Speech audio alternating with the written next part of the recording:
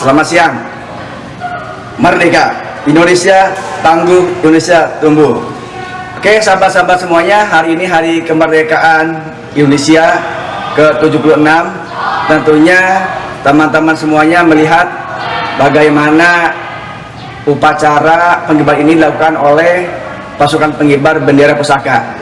Mungkin ada adik-adik ya ingin menjadi paskibraka, ada juga bapak ibu guru yang mau membina anak-anaknya agar berhasil menjadi paskibraka.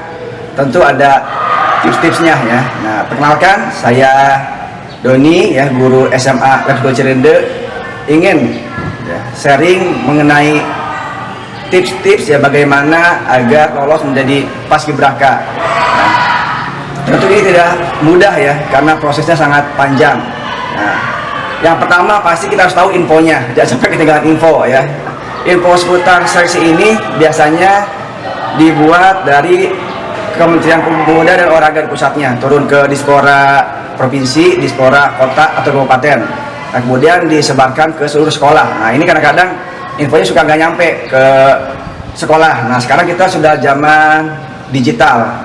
Untuk mengeceknya ada seleksi atau tidak, kita bisa lihat di media sosial, di Dispora, di kota atau kabupaten, atau di medsosnya PPI ya. Nah, sekarang selain FB ada juga IG nih yang kekinian. Jadi info-info terkait seleksi ada juga di IG Dispora atau IG PPI.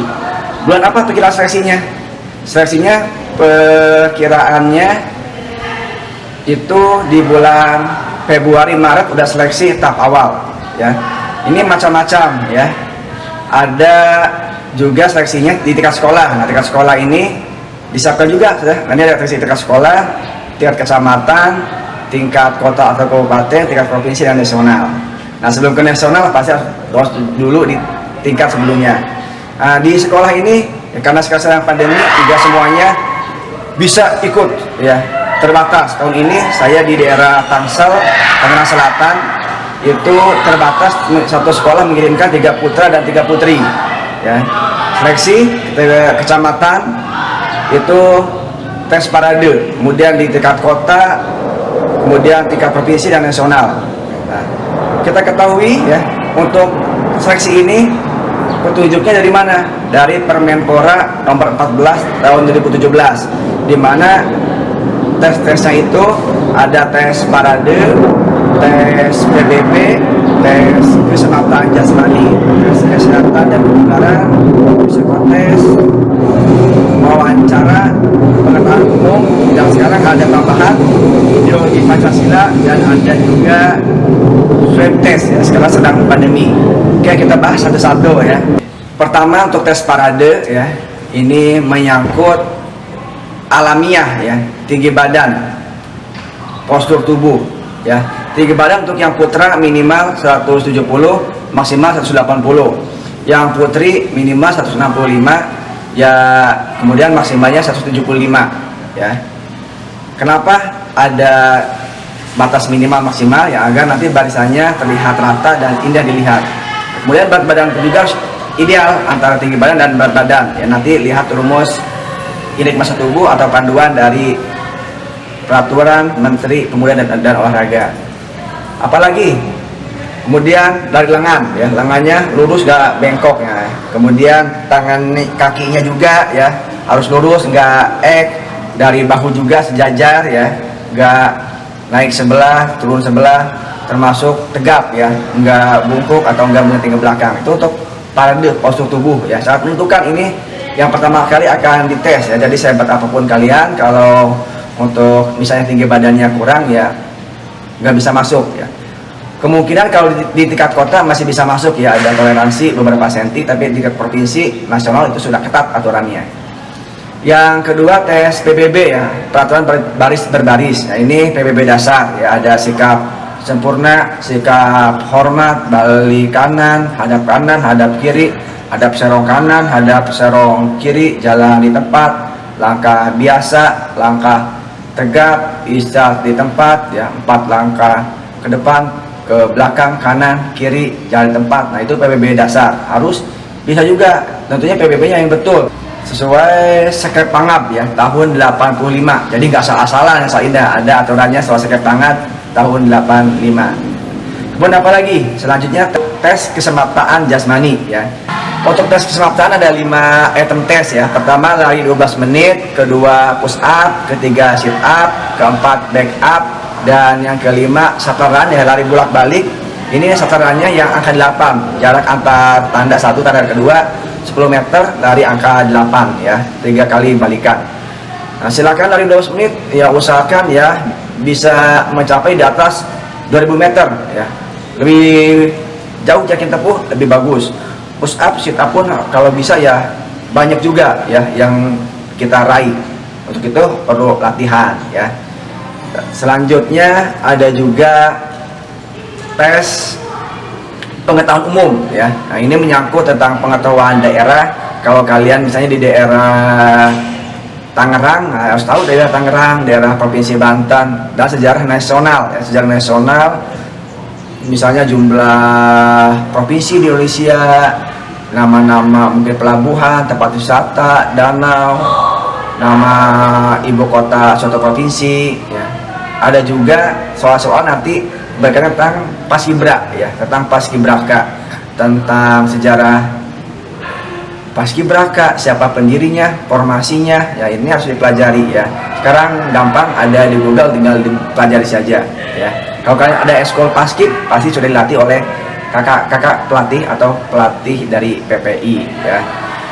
Selanjutnya ada juga tes kesenian ya. Usahakan kesenian ditampilkan kesenian daerah ya.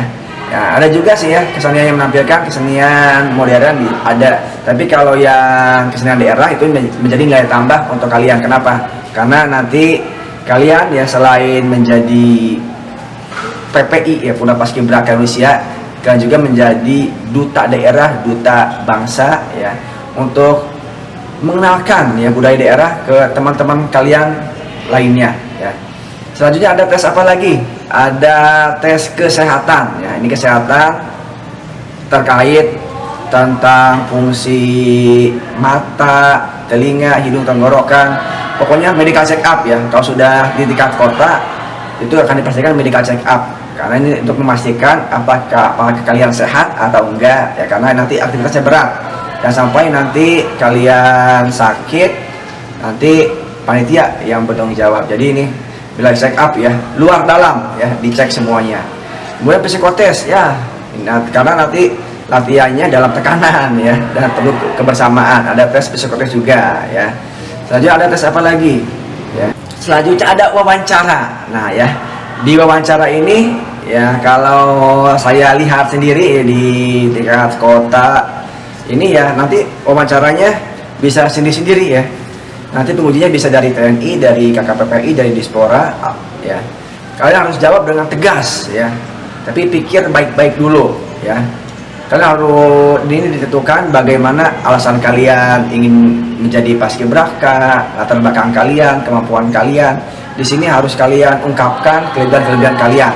Dibuat agar penilai pewawancara ini tertarik ya. Bisa juga nanti wawancaranya bisa dengan bahasa asing ya, dengan bahasa Inggris. Kalau kalian bisa bahasa asing lainnya, misalkan bahasa Jepang, bahasa Prancis, bahasa Arab, bahasa Jerman, ini menjadi nilai tambah ya. Nanti kalian juga akan diminta ya memperkenalkan diri dengan bahasa asing ya. Jadi silakan ya, sekarang bisa belajar bahasa asing ya, selain Inggris, bahasa lainnya bisa Jerman, Prancis, Jepang, dan sebagainya.